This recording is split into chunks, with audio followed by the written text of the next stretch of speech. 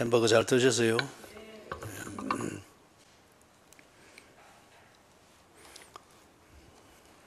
자, 베드로전서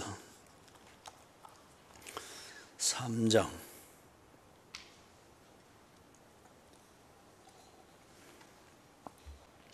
13절에서부터 16절까지입니다. 또 너희가 열심으로 선을 행하면 누가 너희를 해하리요? 그러나 의를 위하여 고난을 받으면 복 있는 자니 그들이 두려워하는 것을 두려워하지 말며 근심하지 말고 너희 마음에 그리스도를 주로 삼아 거룩하게 하고 너희 속에 있는 소망에 관한 이유를 묻는 자에게는 대답할 것을 항상 준비하되 온유와 두려움으로 하고 선한 양심을 가지라. 이는 그리스도 안에 있는 너희의 선행을 욕하는 자들로 그 비방하는 일에 부끄러움을 당하게 하려 함이라. 아멘.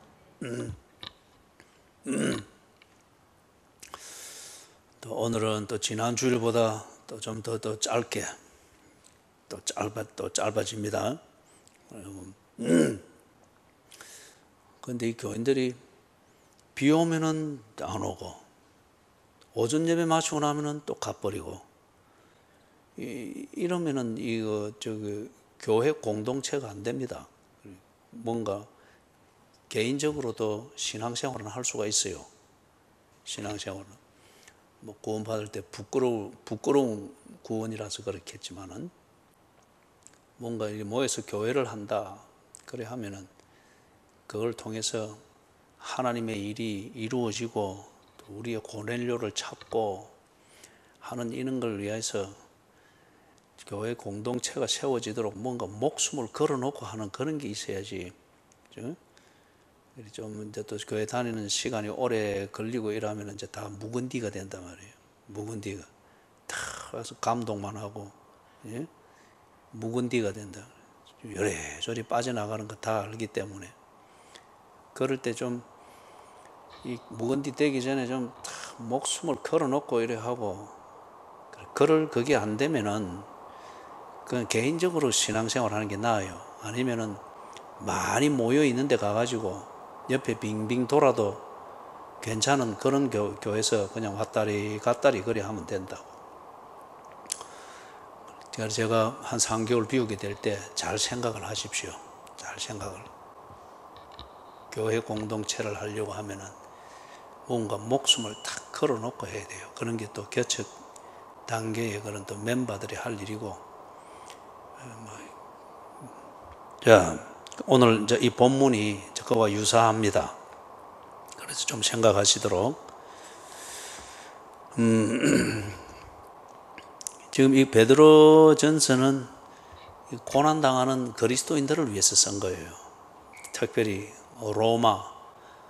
로마 이 대도시에 거기에 있는 그리스도인들. 그 당시 그리스도인들이 몇 명 되지 않습니다. 몇 명 되지 않는 소수 중에 소수고, 로마 제국의 역사를 보면은 이 유대인들이 로마 그 대도시에 많이 밀집해 살았거든요. 그래서 이 유대인들이 어디로 가나 미운 틀이 박혔잖아요. 그래서 유대인들이 거주하는 지역은 로마 성 밖에 거기에 거주지를 정해줬고, 이제 거기서 유대인들 중에서 예수를 믿은 사람들도 많이 생겼죠, 그죠? 점점 생기고, 또 유대인 아닌 자 중에도 드물지만은 이래 생기고, 그래 해서 이 그리스도인들도 그러면 어디 가서 사는가 하면은 유대인들 거주지역에 가서 그렇게 같이 살았습니다. 이 당시 기독교가 아주 소수이기 때문에 기독교 또는 그리스도인이라고 하는 이런 그 사회적 구분이 잘 안 돼 있는 상태니까 다 유대교처럼 취급한 거예요. 유대교인들로. 그래서 이제 그 지역에 가서 같이 사니까 이 그리스도인들은 이제 더 심하게 핍박을 받죠. 그 그리스도인들을 가장 괴롭혔고 아주 심하게 핍박을 했던 게 다름이 아니고 그 유대교였습니다. 유대교.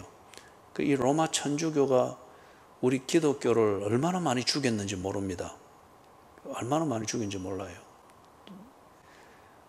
그런데 이 유대교도 근본은 이 성경에다 두고 있잖아요. 또 하나님 이리 말하고 있는데, 그런데 이게 민족주의, 그 다음에 자기들 유대주의라는 우월주의, 어떤 이런 것으로 넘어가다 보니 자기 방식의 종교 생활을 만들지, 그 율법주의입니다.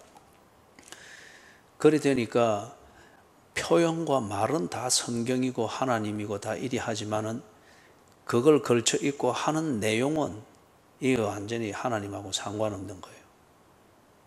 하나님하고 상관없는 거고, 말 그대로 사교 집단 비슷하다, 민족 종교로 그리 됐죠. 그런 상태에서 특히 유대인으로서 예수를 구세주로 믿는 기독교로 개종한 자들은 유대교로부터 철저히 핍박을 당했습니다. 그런데 이게 이제 로마 제국의 로마 도시의 정책상 유대인들, 골치 아픈 유대인들은 너희끼리 따로 살아라, 거주 지역을 시내 안쪽으로 두지 않고 바깥으로 두었단 말이에요. 그러니까 기독교인들도 유대교인으로 같이 취급을 하고 같이 묶어두니까 완전히 이 소수의 기독교인들이 이 가장 악랄하게 핍박하고 괴롭히고 못 살게 구는 유대인들 거주지역에 들어 같이 살게 되니까 이는 완전히 호랑이 굴 속에 들어가 있는 셈이죠. 핍박을 이중으로 받습니다. 로마 제국, 그리고 로마의 그 문화, 그다음에 로마의 종교, 이것과 다르기 때문에 그는 유대교를 믿는 자들과 싸잡아서 이제 핍박을 하는 거죠. 그러니까 제일 외곽 지역으로 거주지가 분리됐고, 그 다음에 더 심한 핍박은 유대인들 속에 사니까 그들로부터 엄청난 핍박을 받습니다. 이중적인 핍박입니다. 그래서 이런 속에 있으면서 이제 특별히 베드로 전서를 기록할 무렵쯤 돼서는 로마 제국이 이 기독교를 심히 핍박을 하는 이게 표면에 나타납니다. 표면에. 여러분 그 코바디스라는 영화 봤죠? 코바디스 영화 보면은 그 네로가 이리 불 지르는 게 보이잖아요. 그죠? 그리고는 로마 시내가 막 확 타고, 그리고 그걸 나중에 누구한테 상 넘겼는가 하면은 기독교인들한테 넘겼어요. 기독교인들이 막 성경 읽고 뭐 또 찬송회 섞고 또 기도회 섞고 하는 거 보니까 불심판 이런 거 이야기하고, 요한계시록에 보면 막 그런 상징들이 나잖아요. 물론 그때는 요한계시록이 아직 기록은 안 됐지만은, 그러니까 막 심판 이야기하고 뭐 불못 이야기해서 하니까 거기에 싹 떠는 긴 겁니다. 그리스도인들이 거리사트만은 그들이 불질렀다 떠넘겨가지고, 그러니까 이제 아주 극심한 핍박을 받죠. 극심한 핍박을 받죠. 자, 그래서 이게 뭐 외운내환이라고 이 그리스도인들이 이 어떻게 감당이 안 됩니다. 교세도 얼마 안 되고 지극히 소수 중에 소수예요. 그 다음에 초대의 이 교인들은 뭐 지금도 그렇습니다만은, 초대의 교인들은 특별히 이 신분이 변변한 사람이 거의 없었습니다. 노예들인지 도망자든지 이혼당한 자든 버림받은 여자들이든지 이런 사람들, 사회에 있어서는 신분 상승을 결코 기대할 수 없고, 그렇기 때문에 늘 치여서 살 수밖에 없는 이들에게 예수 그리스도의 복음은 정말 희망이었습니다. 희망. 그리고 하나님의 자녀라는 이 신분 하나 외에 하나님의 은혜, 사랑, 구원 안에는 다른 신분이 없으니까 차별이 없는 거죠. 너무 좋은 거죠. 그렇게 해서 그 당시에 대부분의 그리스도인들은 그런 낮은 신분의 사람들이었죠. 그러니까 얼마나 참 만만하겠어요. 그죠? 거기다가 지금 이런 핍박들이 아주 극심하고, 이래더니 먹고 사는 것, 오늘 잘못하면 죽는다, 이런 위험도 언제나 도사리고 있지만은 더 위험한 건 뭡니까? 하루하루 연명하여 사는 것이 이 길이 안 보이는 거예요. 벌이가 있어야 되잖아요. 그 다음에 벌이를 보장하는 일이 있더라도 일을 한 다음에 정당한 임금을 받을 수 있어야 되잖아요. 그런데 이 그리스도인이제 그러면은 안 주고 팽개 쳐버리는 거예요. 그럼 이거는 경찰 보호권도 뭐 없으니까 그냥 눈 뜨고 그냥 그대로 다 당하는 거죠. 이럴 때 먹고 살 게 없고 이제 이러면은 이게 그날 어떤 사고를 당하거나 잡혀가가지고 죽는 그것보다는 이게 더 두렵죠. 그런 상황입니다. 그와 유사한 상황. 그런 상황에서 베드로가 이 교인들을 생각하면서 편지를 쓴 겁니다. 편지를 썼어요. 다 모여 있는 데서 막 설교하고 그래서 신방하고 이럴 사정이 아니니까 편지를 써서 이게 이제 회람이 되도록 하는 거예요. 그래서 이 편지 안에는 보면은 베드로전서 안에는 보면은 희망을 말하고 있습니다. 희망. 이 고난받고 다 내일이 안 보이는 사람들한테는 분명한 근거가 있고 결과가 보증이 되는 희망, 이게 있다면 그것처럼 정말 힘이 솟아나는 그런 그 말이 어디 있겠어요. 그래서 여기 지금 고난당하는 그리스도인들에게, 불같은 시험을 당하고 있는 이 그리스도인들에게 예수 그리스도를 믿는 믿음 위에서 희망을 가질 것을 이야기하는 게 그런 주제입니다. 자, 그런 중에 이제 오늘 13절에서부터 16절, 이런 상황에서 그리스도인이 그리스도인답게 사는 것, 그게 고난을 피해서 요거 피하려고 저쪽으로 붙고 저거 피하려고 이쪽으로 붙고 이러다 보면 지풀에 죽잖아요. 지풀에 망하고. 그래서 그리스도인들에게 이 불같은 고난이지만은 여기서 그리스도인답게 살며 네 희망을 키워가는 그 삶을 위해서는 이렇게 처신하라. 그걸 말하는 대목입니다. 그래서 여러 대목이 나오는 중에 오늘 이 부분을 중점적으로 살펴보는데, 거기 13절에 너희가 열심으로 선을 행하면 누가 너희를 해하리요? 그러나 의를 위하여 고난을 받으면 복 있는 자니. 그렇게 되어 있습니다. 먹고 살기가 어려워지고 위기 상황이 늘 감돌고 이러면 사람들이 자신이 평소에 가지고 있던 도덕적 기준과 도덕적 수준을 그냥 다 팽개칩니다. 먹고 사는 것도 안 되는데 뭐 이런 게 있나. 이민사회 가면은 여러분들이 이런 걸 잘 볼 수가 있어요. 이민을 온 지 얼마 안 되는 분들, 거기서 정착 아직 하지 못한 상태에서 참 이민자들이 고생을 많이 합니다. 죽으라고 일을 해요. 그럴 때는 본인들이 가지고 있던 기존에 여기 고국에 있을 때 가지고 있었던 그런 인격, 그리고 그걸 관리하던 도덕적 수준, 자기 신분에 맞도록 자기를 관리하고 하던 체면, 그런 거 다 없어집니다. 먹고 사는 이게 이제 집중이 되니까. 그런데 이 사람들이 이런 어려운 상황에 있으니까 그리스도인으로 인해 사고방식이든지 어떤 이런 것을 가지고서 오늘 어떻게 살아야 되나, 이 어려움에서 내가 뭘 집중해서 해야 되나, 이리 판단하기가 어렵겠죠. 그래서 지금 그걸 흐트리지 아니하도록 너희가 열심으로 선을 행하면 누가 너희를 해하리요? 이런 상황에서 참 악하고 못되고 이 위험한 인물이다, 사회적으로 위험한 그런 범죄의 가능성이 있다, 이래 되면은 이는 아무 보장이 안 되는 거죠. 절대 그리 넘어가서는 안 되고, 너희가 열심으로 선을 행하면, 그러면은 여기서 무엇이 선이냐 하는 거예요. 그 다음에 이 선을 알아도 행할 것인가 말 것인가 결단이 쉽지가 않습니다. 결단이. 그죠? 자, 그걸 판단하는 기준이 14절, 의를 위하여, 그렇게 되어 있죠. 그래서 여기서 말하는 의는, 이걸 늘 여기 우리 교회에서는 쉽게 이걸 정리를 했죠. 하나님과 같은 편이 되는 것이 의입니다. 하나님과 같은 편이 되면은 사탄으로부터는 아주 뭡니까? 불의한 자입니다.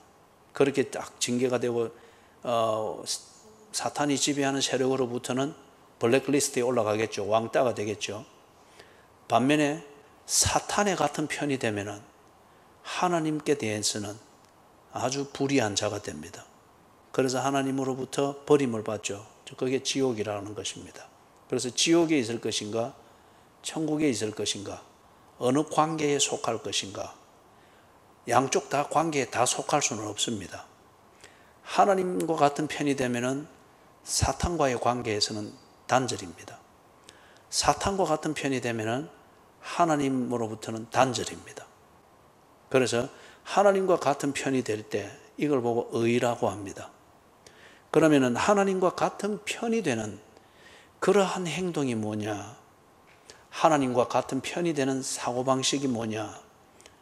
하나님과 같은 편이 되는 처신이 이 어려운 때에서도 내 먹고 살자고 늘 그것만 집중을 하는, 이렇게 판단하지 말고 하나님과 같은 편이 되는 것, 또 하나님의 편으로서 부끄럽지 않는 처신이 뭐냐, 그걸 생각하면서 처신하라는 거예요. 그러면 그게 선이라는 겁니다.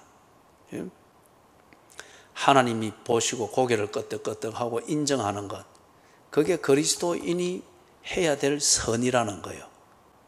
선, 인심을 후하게 쓴다, 그게 기준이 아니고 하나님이 보고 고개를 끄덕끄덕 해줄 수 있고, 그래 네가 그런 어려운 중에도 내 편이네, 그게 그리스도인이 추구해야 될 선이라는 거예요. 자, 그러면은 이건 역시 선인 줄은 알지만은 이게 먹고 사는 문제하고 걸려 있으면은 알지만은 행하지 못하는 경우가 많죠. 그죠? 이런 경우를 보고 알아서 욕 안 듣도록 사사 요래하는 거 보고 교회에서는 보고 빤질이라 합니다. 여기는 특히 묵은디들이 그리 많아요. 묵은디들 절대 전도 안 해요. 절대 전도 안 해요. 절대 전도 안 하고도 얼마든지 장로되고 권사되고 하는 이 길들을 아니까 얼마나 빤질빤질한지. 그래서 우리 한국에 있는 교회 지붕들은 보면 다 반짝반짝해요.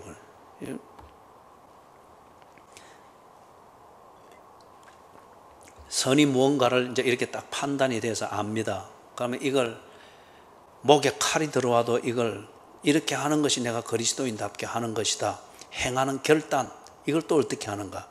역시 그게 의를 위한 것이면은 그렇게 결단해서 하라는 거예요. 그죠? 선이 무언가를 판단하는 것, 그 다음에 그게 선일 때에 이것을 행동으로 옮기는 그 결단, 그것을 무엇에 근거해서 할 것인가? 14절에서 말하는 것, 그게 의를 위한 것이냐, 하나님 편에 서는 것이냐, 네가 같은 편이 되어 있는 하나님께서 인정하는 것이냐, 그럼 그렇게 하라는 거예요. 이제 이런 걸 우리 교회에서는 현대 표현으로 자주 강조하죠. 하나님 중심, 성경 중심, 교회 중심. 그게 하나님 중심인지, 성경 중심에 맞는지, 교회 중심에 합당한 건지, 그 가치관에 합당한 건지, 그게 틀렸으면 하지 말라는 거예요. 그게 맞으면 하라는 겁니다. 그래서 어디 페이션스한테도 그 문자를 보내서 내한테 질문을 했길래 대답의 마지막 결론은 그거였습니다. 우리 교회가 지향하는 가치관은 이것이다. 이 가치관에 근거해서 교회를 와야 될 건지 말 건지 판단하는 것을 가르친다. 너도 이 기준에서 생각을 해라. 그래서 지금 일거리도 없어 하루 먹기도 힘든 집인데요. 그 결정을 그렇게 했단 말이에요. 그 얘기를 보면은 좀 늘 끼니 걱정 없이 먹고 사는 우리는 참 부끄러운 겁니다. 한편. 좀 불편하면은 뭐 그러고. 자, 그래서 14절 후반부에 보니까 고난을 받으면 복 있는 자니 그들이 두려워하는 것을 두려워하지 말며 근심하지 마라. 그들이 두려워하는 것, 그들이 근심하는 게 뭡니까? 무엇을 먹을까? 무엇을 입을까? 그거죠. 그죠? 그거죠. 병도 안 들었는데 조금 아이고 오늘 가기 좀 불편하다 그러면 병든 것처럼 자꾸 느끼기를 시작하는 거예요. 아이고 해삼스러워. 그럼 모든 게 지 판단대로 다 합리화 되는 거죠. 그들이 두려워하는 것을 두려워하지 말며 근심하지 말라. 여러분, 앞에서도 이야기했지만 두 가지 다 양쪽 편 다 충족시킬 수는 없습니다. 하나님 편이 돼서 예를 들어서 주일날 예배 중심으로서 온전하게 지키겠다. 그러면은 배가 좀 고픈 걸 감수해야 됩니다.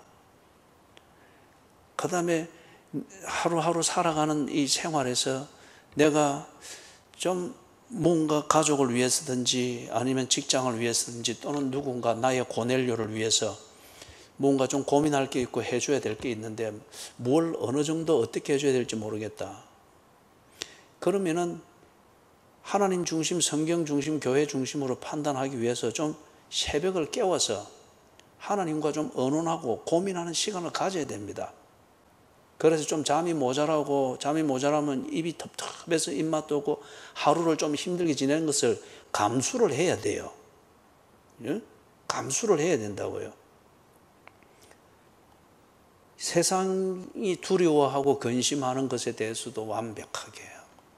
하나님 편에 대해서도 완벽하게 해서 하나님의 온갖 칭찬을 듣고 이거는 없습니다, 여러분. 그런 건 없어요. 자, 그래서 그리스도인은 뭘 해야 되는가? 그들이 두려워하는 것을 두려워하지 말며 근심하지 말라. 다른 한편 뭘 위해서? 열심으로 선을 행하여 의를 위하기 위하여서, 하나님 편에 서기 위하여서 사탄의 편이 되어서 얻을 수 있는 유익을 포기하라는 겁니다. 그 다음에 15절에서 15절 같이 한번 읽어봅니다. 너희 마음에 그리스도를 주로 삼아 거룩하게 하고 너희 속에 있는 소망에 관한 이유를 묻는 자에게는 대답할 것을 항상 준비하되 온유와 두려움으로 하고. 자, 여기서 어떻게 의를 위하여서 선을 행하는 그리스도인다운 일상을 딱 그렇게 지켜나갈 수 있을까? 그걸 위해서 15절에 너희 마음에 그리스도를 주로 삼아 거룩하게 하라. 그리고 여기서 거룩하게 한다고 하는 것은 내 처신을 거룩하게 한다 이 의미가 아니고 내 마음에 모신 주를 주님답게 높이고 세워드리는 걸 말합니다. 여러분 생각을 해보십시오. 내 마음에 그리스도를 주인으로 모셨습니다. 내 마음에 그리스도를 주인으로 모셔놓고 늘 조그마한 고민이 있어도 뭘 먹을까? 또 조그마한 날씨만 꾸리해도 아이고 이거 또 병 도지겠는데. 그래서 하면은 그 주를 내 마음에 예수를 주로 내 마음에 모셔놓고는 뭐 하는 겁니까? 모욕 주는 거죠. 그죠? 이런 경우가 이 어중간하게 마음씨 착한 자식들한테서 이런 게 많이 나오죠. 그래서 참 부모님들이 말은 못하고 그러나 속은 상하는 그게 많죠. 부모님 모신다고 이렇게 해놓고서는 모든 결정이든지 뭐든지 하는 거는 또는 부모님이 뭐 기껏 한술 떠는데 쌀값 걱정, 그 앞에 앉아서 쌀값 걱정해서 뭐 그죠? 또는 앉아가 둘이서 뭐 요양원이 요즘 뭐 떴는지 뭐 그런 이야기 해서 이 뭐 하자는 거예요. 그죠? 예수 그리스도를 주인으로 내 마음에 모셨으면은 불과 같은 시험, 불같은 시험으로 비견할 수 있는 일상의 삶이 있고 삶이 참 길이 안 보일 정도로 때로는 갑갑하고 팍팍하고 힘들지만은 그것 두고서 내 마음에 주인도 없는 것처럼 전전긍긍해서 두려워해서 잔머리 굴러서 똑같은 또 계산기 두드리듯 이래 해서 요래저래 그거는 주를 거룩하게 하는 것이 아니라는 거예요. 그죠? 귀신을 마음에 두어도 그리 안 한다는 거죠. 귀신을 존중해서 하는 거 안 하면 겁나니까. 귀신에게 씌우면 막 끌려다니잖아요. 예수님을 주님, 주님이라고 이렇게 하면서, 그래 하면서 그런 식으로 두려워할 것 다 두려워하고, 지 계산대로 하고, 뭐 돈 몇 푼에 뭐 인생 다 걸린 것처럼 뭐 깨르작거리서 하고, 그거는 그리스도를 내 마음에 모셔놓고 주님을 주님답게 섬기는 것이 아니고, 그걸 여기 거룩하게 하고 그렇게 말했습니다. 그죠? 주님을 주님으로 구별하여 섬기고 받드는 것, 그렇게 하라는 거예요. 그렇게 할 때 그리스도의 주인 되심을 인정하고 그분에게 묻고 그분의 명령을 새기고 그 명령대로 순종하려고 할 때, 그럴 때에 선을 행하며 의를 위하여 고난당하는 것, 이것 두려워하지 않고 그리스도인답게 사는, 이걸 집중할 수 있다는 거예요. 그 다음에 15절에서 그 뒤에 이어지는 게, 그렇게 하면은 너희 속에 있는 소망에 관한 이유를 묻는 자에게는, 그리 되어 있죠. 그러면 여기서 뭐가 딱 먼저 전제가 되는 거예요? 그리스도를 내 마음의 주인으로 모시고 그 주인의 인도함과 명령과 그분을 받드는 중심으로 내 삶이 딱 정리되고 사고방식이 딱 정리되고, 그 사고방식에 근거해서 무엇을 언제 어떻게 할 것인가 결단들이 탁탁 서면서 해 나갈 때 소망이 생긴다는 거예요. 여러분, 근거가 없는 소망, 그리고 보증이 안 되는 소망은 정말 사람을 파멸시키는 사기입니다. 그래서 영어에 유포리즘이라고 있거든요. 낙관주의적인 생각, 잘 될 거야, 잘 될 거야. 그래서 오늘 오전에도 제가 시작하면서 했던 것처럼 공치사의 잔치, 정말 피곤한 교인들이에요. 그거는 뭐 말만 하면은 뭐 또 공치사, 말만 하면은 공치사, 조금 또 말 끝나기 전에 하나님의 은혜지요, 어쩌고 저쩌고. 제발 그런 거 좀 그만하죠. 그만. 그죠? 그 사기요, 사기.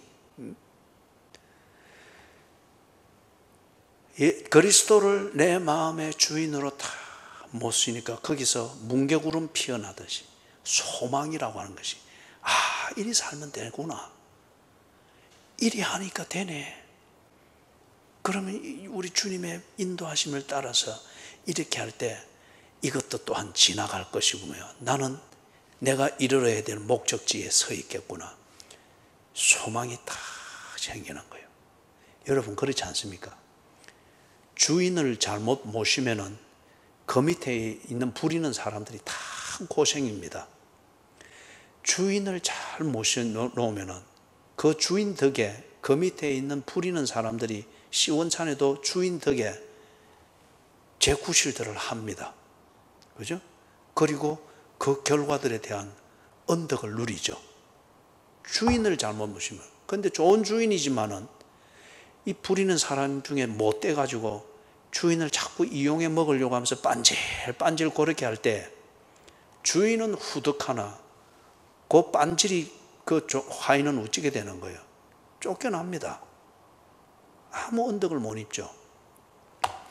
그리스도를 주인으로 다 삼아서 사탄과 그것이 주는 콩고물과 그것이 주는 위협, 이런 것에 다 굴하지 않고, 때로 일상의 삶에서 식은땀이 축축 나고 이 어찌 살까 싶은 두려움이 엄습해 오지만은 주인으로 모신 그리스도, 그분 내 뜻을 받들어서 딱 심지를 견고해 해서 다 오늘 살아보고 내일 살아보고 하니까 주인이신 그리스도께서 약속하신 대로 되는 거예요.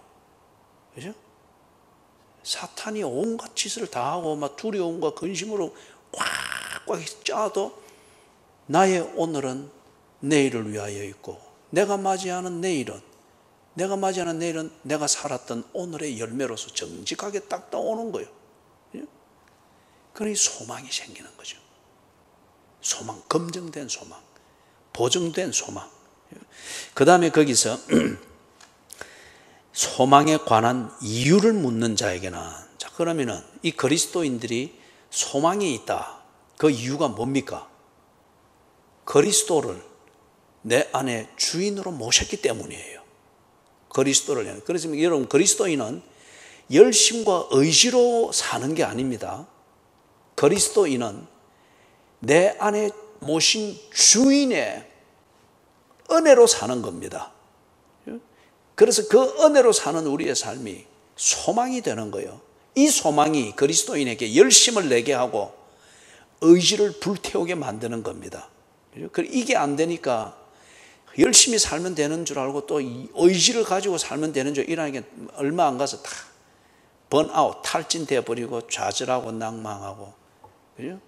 그래서 지 형편대로 살아버리는 이게 되잖아요.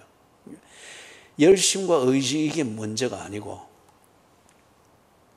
우리가 소망을 가지고 사는 이유는 내 안에 어떤 주인을 모셨느냐, 그리고 그 주인과 얼마나 커뮤니케이션이 잘 되는 그러한 관계를 맺고 있느냐, 그겁니다. 그럴 때에 그게 내게 소망을 줍니다. 그리고 이 소망이 생생하고 실감이 될 때 사람이 살 의욕이 납니다. 사는 재미가 있습니다. 그게 열심으로 나오는 거죠. 이게 이유입니다. 그리스도인이 참 변하지 않는 소망을 가지고 항상 기뻐하며 쉬지 않고 기도하며 범사에 감사하며 사는 비결은 외부에서 들어온 어떤 조건 때문에가 아니에요. 내 안에 체질이 그렇게 되어 있는 거예요. 그 체질의 핵심이 뭐죠?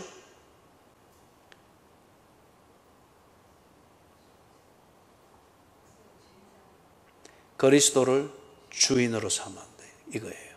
그죠? 내 안에 그리스도가 주인 되어서 나를 인도하시고 나와 교제하시고 통치하시니까 그렇게 살아가는 내 하루하루의 삶은 어떤 가운데도 그분과 대화하는, 그리고 그분과 언제나 사귐이 있는 것, 이게 쉬지 않고 기도하는 거잖아요. 그죠? 쉬지 않고 40일 금식하고 이게 아니에요. 그 다음에 그분 기쁨의 주인이 나를 지도하고 그 삶을 내가 일과로 사니까 항상 기쁜 거예요. 그죠? 슬픔으로 고통을 느끼는 중에도 의미를 아니까 견뎌내는 거죠. 이 기쁨의 힘이죠. 범사에 감사가 되는 거예요. 범사에 이 또한 지나가리라. 내가 모르는 것 다 아시는 나의 주인께서 섭리하고 계신다. 이 절대 신뢰가 되어지니까 범사에 인정이 되어지고 다 의미가 새겨지는 거죠. 그죠? 그래서 소망에 관한 이유를 거기 묻는 자라고 했는데, 여기 묻는 자는 1차적으로 누군가 법을 집행하는 자들입니다. 그래서 이 기독교인들이 몰렸잖아요. 로마 화재의 주범들로 몰리거나, 또는 그 전부터는 유대교인들 그들에 의해서, 그러니까 뭐 불법이라 걸면은 걸리는 거잖아요. 이게 권력을 가진 자들이 하는 거잖아요. 그죠? 그래서 이런 불행과 마녀 사냥을 하는 거죠. 그래서 이런 불행을 우리가 겪은 이거는 저 그리스도인들 때문이다. 보이는 족족 잡아가는 거예요. 몇 안 되는 이들. 그러니까 로마 그 시내에 있던 지하 무덤으로 숨어 들어간 거예요. 그게 카타콤이죠. 그죠? 카타콤. 그들의 무덤은 그걸 마사토와 같은 것을 파가지고 그 밑에 가서 시체를 넣는 거잖아요. 또 쌓이면 그 밑에 또 파고, 이게 지하 동굴처럼 이렇게 되어 있는 게, 그걸 보고 카타콤이라고 했어요. 그럼 이제 그 숨어 들어가는 거죠. 안 잡히기 위해서. 그런데 이제 붙잡혔다. 그래서 신문하겠죠. 네 그리스도인 맞나? 예. 너는 황제가 너를 먹여 살려준다고 믿지 않고 하나님이 너를 먹여 살려준다고 믿나? 예. 뭐 그러 하다가 뭐 신문 끝 뭐 합리화해가 시켜 죽이는 거예요. 예? 이런 상황에서 그리스도인으로 발각되어서 붙잡혀갔다, 신문 당한다, 어떻게 했어요? 예? 묻는 자에게 대답할 것이 항상 있도록 하라. 여기서 대답할 것, 이 대답이라고 하는 이거는 뭐라고 말할까? 분명한 설명입니다. 논쟁이 포함될 수도 있는 거예요. 이걸 어려운 표현으로는 변정이라고 하는데, 이것은 뭔가 네 그리스도인 맞나? 아유, 뭐 어쩌다 보니 그리 됐습니다.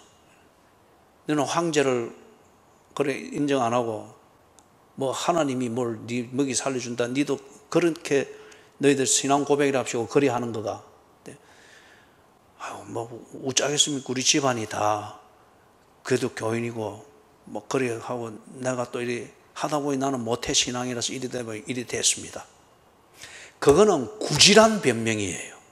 그거는 구차히 목숨을 구걸하기 위해서 구차히 변명하는 거예요. 그거는 여기서 말하는 이 대답할 것 한 여기에 해당되는 게 아닙니다. 여러분 저 사도행전을 읽을 때 보면은 바울이 아그리빠 왕과 그 또 누굽니까? 그 로마 총독. 그래서 자기들은 소일거리 삼아서 바울 불러내 가지고 말을 잘한다 하니까 변명하게 하잖아요. 네가 정말 그리스도인이고 네가 전하는 예수가 진짜인지. 그때 바울이 쫙 설명하잖아요. 그죠? 쫙 설명하잖아요. 하고 난 다음에 뭐라 합니까? 내가 이 사슬에 매인 것 외에는 당신뿐만 아니라 여기 둘러싼 모든 사람들이 나와 같이 되기를 원하나이다. 이게 여기서 말하는 것, 대답할 것이라는 이 의미입니다. 지금 우리가 코로나19 뭐 이게 상황이 지나가니까 교인들이 교회 가는 것을 막 못 가게 하는 직장들이 많지요. 그죠?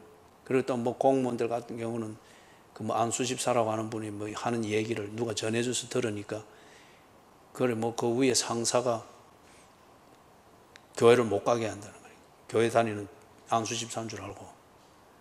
만약에 교회 가면은 당신 책상은 없어진다.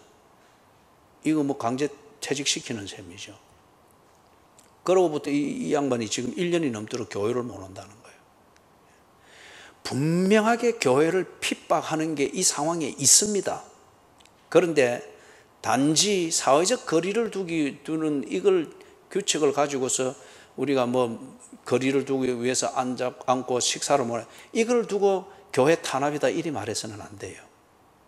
실질적으로 이런 이유로 인해서 교회를 못 가게 하고 가면은 퇴직을 시키거나 아니면은 뭔가 불이익을 주거나 그래서 위협을 해서 교회를 못 가게 만드는 그러한 직장들 그리고 그런 것을 사회의 법이 암묵적으로 부추겨주고 하는 것 그걸 가지고서 이 나라의 감염의 상태를 뭐 안전 수준까지 내려가도록 이렇게 관리하고 보호하는 수단으로 쓴다고 하는 것 이거는 분명히 탄압이에요.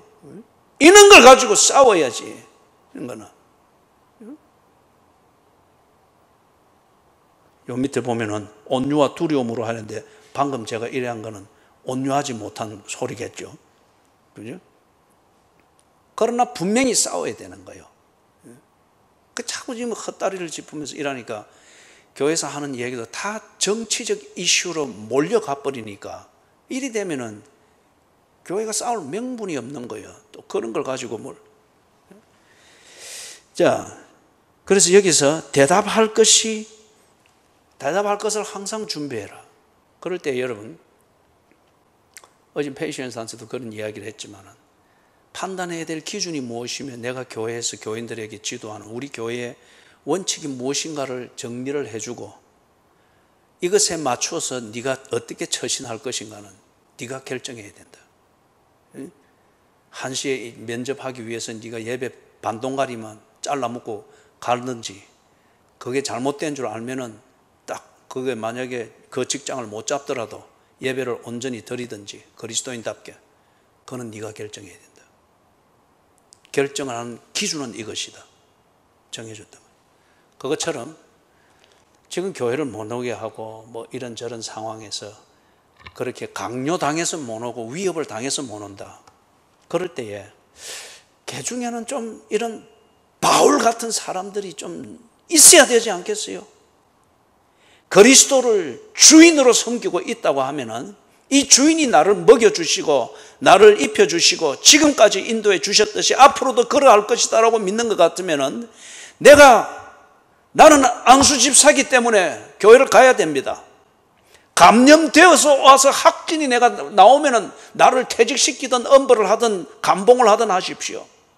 거기 아닌 다음에는 교회가 발원지가 아닌데, 그리고 교회에 모이는 사람들도 얼마나 살기가 힘든데, 그래서 그들의 신앙을 따라서 위로를 받고 삶의 재충전을 하고, 그리고 이런 상황에서 나와서 남을 도우면서, 그리고 자기 스스로 낭망하지 않고 힘을 내서 살기 위하여서 당신들은 술집을 가서 재충전을 하지만은 그리스도인들은 교회 가서 예배 드리면서 신앙을 따라서 그래 하지 않느냐?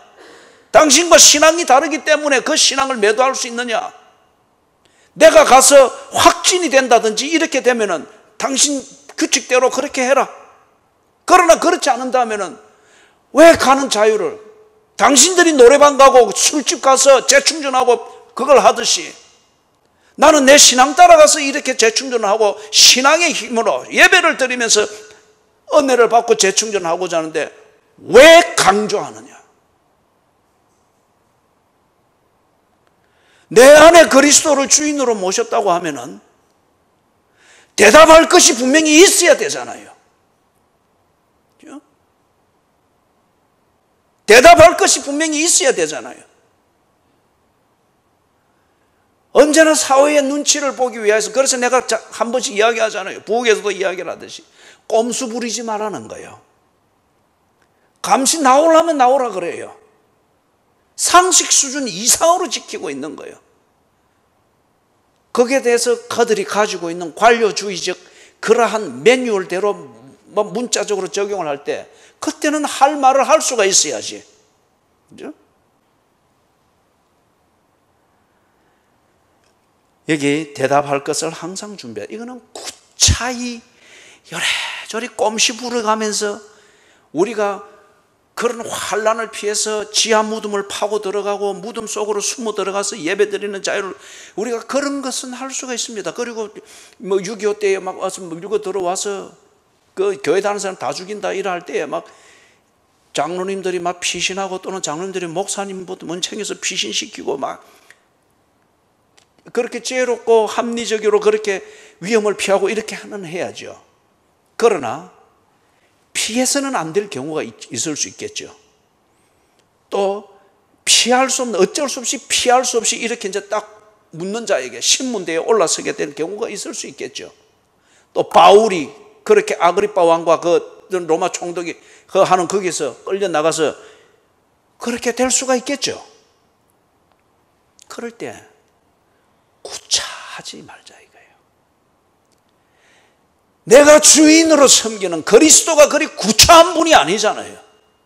그분이 우리를 사랑할 때 뱀처럼 두 갈래로 나누어진 혀 가지고 우리를 사랑하지 않았단 말이에요. 그분이 우리를 사랑할 때 고통도 모르면서 돌을 떡덩이로 만드는 마술을 부려서 우리를 사랑한 게 아니단 말이에요. 십자가에 죽으시는 과정을 알지 않습니까? 부활이라는 이 위대한 사건을 일으켰음에도 불구하고 그분이 그 부활의 사건이 내 생명 영생을 가진 보증인 것을 알게 하기 위해서 눈높이로 낮아지신 것을 알지 않습니까? 그분을 주인으로 섬기고 있고 그분의 주인으로 섬기는 그게 오늘 우리의 삶이고, 이게 때로 더 이상 피할 수 없는 그리스도인으로서 드러날 수밖에 없고 그리스도인으로서 처신을 결단해야 될 수밖에 없는 상황에 처하게 됐을 때 구차하지 말자 이거예요. 내 안에 모신 주인이 그게 아니지 않습니까? 그런 분이 아니지 않습니까? 그죠? 대답할 것을 준비해라. 이게 성경을 많이 알도록 준비. 그거는 부차적인 문제예요. 여러분, 성경을 많이 알아서 내가 구원받았습니까? 아니에요. 그거는 성숙의 문제입니다. 성숙의 문제. 오늘 오전 예배도 우리가 고넬료의 집안에 모여있는 사람들을 보았잖아요. 그들이 성경을 많이 알아서 그래서 납득이 돼서 구원을 받았다. 그게 아니잖아요. 그죠? 대답할 것을 항상 준비하되. 그런데 그 당시에 그런 적잖은, 그 당시에 그리스도인들 중에 이런 그런 사람들이 분명히 있었어요. 그리고 우리 지금 현대 교회는 이게 너무 많죠. 우리는 항상 대답할 것을 준비하는데 내용이 뭡니까? 구차한 변명이란 말이에요. 아파서 안 됩니다. 바빠서 안 됩니다. 요즘 뭐 좀 그래서 안 됩니다. 오늘 비가 와서 안 됩니다. 잔치가 있어서 안 됩니다. 뭐 이래서 안 됩니다. 저래서 안 됩니다. 이 구차한 변명들이 오늘 우리 속에 가지고 있는 말이지 않느냐 이거예요. 이런 예수를 누가 믿느냐 말이에요. 우리의 구차한 이 생색내기의 교회 생활 이것 때문에 우리가 하나님을 막고 있지 않느냐 이거죠. 그죠? 이런 불같은 시험 가운데서 견뎌내는 이 상황은 이해할 만합니다. 이럴 때의 구차한 변명은 아주 합리적으로 들리고 다 이해가 될 수 있는 상황이에요. 이럴 때에 정말 그리스도를 주로 모신 하나님의 자녀이고 그리스도인일 것 같으면 그런 것에 편성하지 않는다 이거예요. 그죠? 동일하게 주인으로 모신 그리스도께서 내게 뭐라 말씀하시는가? 그분의 은혜로 내가 살았고 그분이 나를 사랑할 때는 갈라진 두 갈래의 혀로 나를 이렇게 하고 그런 식으로 구스리지 않았다. 그분을 주인으로 섬기는데 내가 묻는 자에게 대답할 것을 갈라진 혀처럼 두 갈래로 이래서는 안 되지. 그리고 상황이 어려우니까 누구나 이해할 수 있는 것에 편성해가지고 구차한 변명을 만들고 구실이나 만들어서 이해받는 것으로서 다 된 것으로 합리로 넘어가는 그런 것이 되어서는 안 되지. 묻는 자에게 대답할 것을 항상 준비하라. 그런데 온유와 두려움으로 하라. 베드로가 예수님이 잡히는 그 새벽에 이 분기탱천했죠. 그리고 정의감이 넘쳤죠. 미숙하긴 했지만 정의감도 넘치고 했는데 그런데 그걸 표현을 어떻게 했습니까? 온유와 두려움으로 하지 않고 지 성질대로 했습니다. 그리고 설익은 정의감대로 해버린 거예요. 그러니까 오히려 예수님의 일을 방해하는 그게 되어버렸습니다. 예수님의 일을 방해하는 것밖에 안 됐죠. 그래서 예수님이 떨어진 기 붙여주고 칼을 칼집에 도로 꽂아라 하고 그래 했죠. 온유와 두려움을 하라. 나를 위한 것이 아니에요. 내 안에 있는 주인을 위한 것임을 할 때 주인에게 누가 되지 않도록 내 어설픈 정의감 이 열기에서 뿜어 나오는 그런 뭐 기독교에 대한 변명해서 뭐 이래 할 때 지 정의감을 만족을 시켜서 좋을지 모르지만은 그게 주인이신 그리스도를 한없이 오해받게 만들 수가 있죠. 온유와 두려움으로 하라. 마지막 절 16절 같이 읽습니다. 선한 양심을 가지라. 이는 그리스도 안에 있는 너희의 선행을 욕하는 자들로 그 비방하는 일에 부끄러움을 당하게 하려 함이라. 여러분 16절에서 말하는 이런 각오를 가지십시오. 이게 그리스도인의 승리를 보장하는 삶의 길입니다. 불경기도 지나가고 호경기도 지나가고 전염병도 지나가고 백신으로 난리치는 이것도 다 지나갑니다. 남는 거는 뭡니까? 심지를 지킨 것만이 남습니다. 심지를 지킨 것만이 남습니다. 엉뚱한 것을 붙잡고 있으면 그건 뭐 다 지나가 버리고 없죠. 심지를 지킨 것만이 남고 있단 말이에요. 내 안에 그리스도를 내 삶의 주인으로 모셨다. 그분과 교제가 되어지고 그분과 다 언제나 밀접한 교제가 되어지는 일상을 사는 이 심지가 있다면 그 그리스도는 코로나19 바이러스에 쓰러지는 분이 아니면 그분과 교제하는 나는 반드시 이 코로나19 바이러스를 이겨냅니다. 내가 주인으로 모신 그리스도가 가난하여서 뭐 할 일을 못한 그런 경제적으로 취약한 분이다. 그런 것 같으면은 아주 가난할 때에는 그리스도를 섬기면 안 됩니다. 살아남는 다른 재물을 섬겨야죠. 그런데 그리스도가 가난할 때든 부할 때든 당신의 삶의 목적에 흔들림이 없었고 그래서 모든 것에 대하여서 우러러 보도록 만드는 승리자였다. 그러면은 먹고 살 것이 안 보이는 그 캄캄한 때에도 주인 대신 그리스도와 언혼해야 됩니다. 그러면 가난은 지나가도 나는 가난을 이긴 자로 딱 서가 있게 될 겁니다.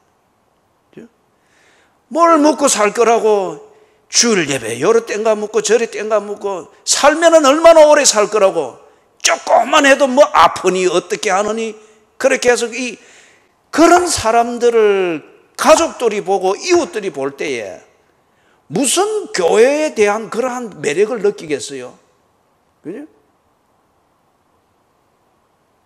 그 욕먹이는 거지. 기적이라는 게 별 겁니까? 흔들리지 않은 그거 붙잡고 딱 서가 있을 때에 거센 파도도 지나가잖아요. 그러나 그거 넘어지지 않고 그걸 붙잡고 있는 자는 딱 살아남잖아요. 저기 후쿠오카죠. 후쿠시마. 거기에 그 해일 일어났을 때 엄청났잖아요. 그죠? 큰 빌딩도 없어지고 해변가는 완전히 지형이 바뀌어 버렸잖아요. 그런데 아주 인상 깊은 사진 하나가 다 클로즈업 됐죠.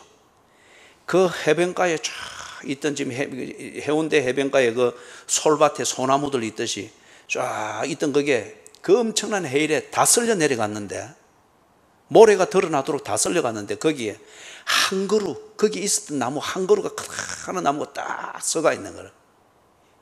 인상 깊게 그게 딱 클로즈되어 사진에 아주 인상 깊은 자료였어요. 해일도 지나갑니다. 그러나 뿌리가 뿌리답게 깊이 박히고 딱 줄기가 줄기답게 딱 서가 있을 때 견딘 것은 심지가 견고한 것은 그 자리를 딱 지키고 있더라고요. 예? 여러분 이게 참 멋진 삶이잖아요. 그죠?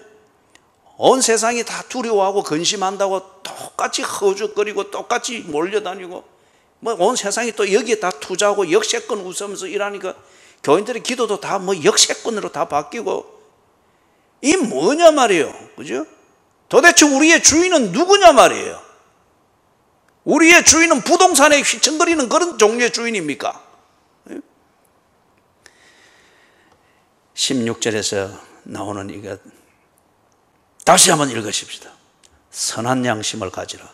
이는 그리스도 안에 있는 너희의 선행을 욕하는 자들로 그 비방하는 일에 부끄러움을 당하게 하려 함이라. 주일 성수한다고 여러분을 비방하고 네가 그래야 뭐 먹고 살겠노 하는 그런 자들이 하나님이 여러분을 기억해서 여러분을 먹여 살리는 그 내용 때문에 그들이 부끄러움을 당할 수 있도록 그렇게 말했던 것이 얼마나 어리석었던 것인가를, 그죠? 알게 하십시오.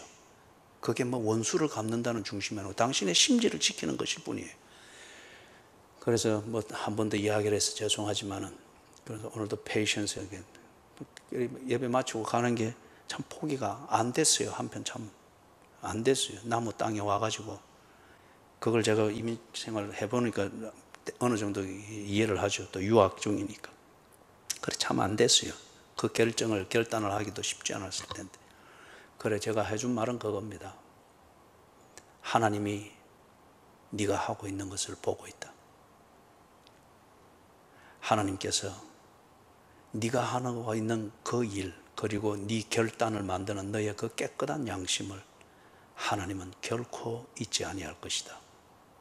꼭 그 말을 해줬습니다. 아이고 잘해서 힘내 그런 공치사가 무슨 뭐 무색하겠어요. 그리고 여기 선한 양심은 깨끗한 양심을 말합니다. 깨끗한 양심. 요래저래 잔머리 굴려서 갖고 이 빤지리들이 잔머리를 얼마나 잘 굴리는지 몰라요. 그래서 언제나 혐의는 있으나 증거는 안 남기죠. 그죠? 증거는 안 남기죠. 전도는 절대 안 해요. 수십 년 예수를 믿어도. 그래도 다 이유는 있어요. 그게 빤질이에요. 그거는 뭐냐? 깨끗한 양심이 아니라는 겁니다. 미안한 얘기지만 깨끗한 양심이 아니라는 거예요. 아주 재주가 많고 아주 기능적으로 작용을 잘하는 양심이지만은 그러나 깨끗하지는 않다는 거예요. 그렇기 때문에 언제나 뭔가 사태가 있고 상황이 있으면은 언제나 빠져나갈 길이 있고 구실이 있고 변명이 있고, 그리고 그러나 흠은 안 잡히는 이게 딱, 그거는 선한 양심, 즉 깨끗한 양심이 아니라는 거예요. 여기서 말하는 선한 양심은 깨끗한 양심을 말합니다. 깨끗한 양심. 여러분, 우리가 선한 양심이 참 저 사람은 착한데, 그렇게 우리 그런 말 많이 하죠. 이거는 조금 곁길로 갑니다만은 요 이야기하고 마칩시다. 그것도 잘 봐야 됩니다. 우리 스스로가 또 그런 종류의 공치사를 퍼부어주는 그 사기꾼 같은 교인들의 공치사에 쏘가 넘어가면 안 돼요. 나는 그 공치사 퍼붓는 사람들을 사기꾼이라 이렇게 가차없이 부릅니다. 그죠? 거기에 쏘가 넘어가면 안 됩니다. 대개는 보면은 착하다고 하는 게 많은 경우에 딱 보면은 지가 그리하면 손해볼 것 같고, 아니면 그리하면은 겁이 나니까, 또는 부부관계인 것 같으면은 그리하면 배우자가 아주 막 감정이 안 좋아지거나, 아니면은 막 얼음장같이 막 이 아내가 막 토라지가지고, 그리 얼음장같이 토라지면은 한 일주일 동안 막 밥도 못 먹고 이런 것이 있으니까, 그런 게 겁이 나니까, 그죠? 귀찮으니까 그냥 순순히 해주고, 이게 겉으로 볼 때는 다 착한 거라. 그런데 그렇지 않다는 거예요. 겁이 많은 성품인 것 같으면은 겁이 나니까 그냥 해준 대로 해주고, 그냥 웃어주고, 아무 일도 없는 것처럼 그렇게 해주는, 그건 착한 게 아니죠. 비굴한 거죠. 비굴한 거죠. 그거는 선한 양심이 아닙니다. 비굴한 양심입니다.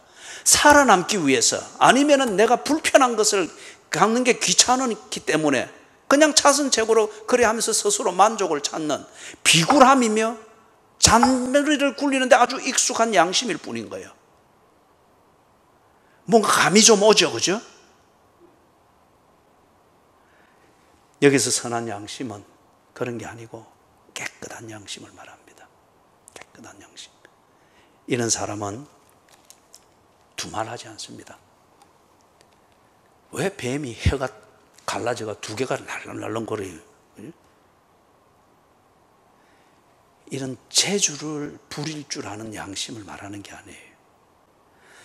여기서 깨끗한 양심은 어떤 경우는 보면 참 미련하게 보일 수 있습니다. 참 딱하게 보일 수가 있어요. 어쩌냐, 하나님께 잘 보여야지. 어떤 조강지처적 마음이 있잖아요, 그죠? 하나님께 잘 보여야지. 그러니까 사탄이 보니 미련하기 짝이 없고, 요 조금만 하면은 확 풀릴 텐데, 그걸 하나님께 잘 보여야지 이러면서 있으니까 뭐 또 나을 병도 안 낫는 것 같고, 뭐 시름시름 하는 것 같고, 얼마나 미련탱이처럼 보여요. 그러나 그 양심을 하나님이 보고 있다는 거. 그래서 너를 비방하는 자들이 그 일에 대하여 부끄러움을 느끼게 한다. 내 재주 때문에가 아니고 이러한 깨끗한 양심을 지켜봐 주시고 그것에 대해서 고개를 끄덕여 주시는 나의 주인인 풍성하시고 자비로우시고 신실한 자를 결코 잊지 아니하셔서 이사야서 26장 3절에 나오는 것처럼 심지가 견고한 자를 평강의 평강으로 지키시리라. 그런 주인이시기 때문에 세상은 나를 두고 미련하다, 곰탱이다, 이 어려운 때에 좀 약삭 빠르지 못하고 왜 그러노? 아니야, 나는 하나님께 잘 보여야 돼. 아이고 미련탱아. 그런데 하나님이 세상이 말하는 그 미련탱이 깨끗한 양심을 가진 자를 하나님이 지킨답니다. 저는 여러분들이 그런 깨끗한 양심으로 하나님께 인정받은 자가 되어서 하나님이 주시는 온갖 축복들, 여러분에게 꼭 맞는 그 축복들을 누리면서 여러분을 미련탱이라 말하던, 신앙생활을 해도 어찌 그리 재미없게 하노, 그리 미련스럽게 하노, 비방하는 자들이 자기 말로 인해서 부끄러움을 당하게 될 수 있는 그런 정말 멋진 그리스도인들 되기를 주님의 이름으로 축원합니다. 자.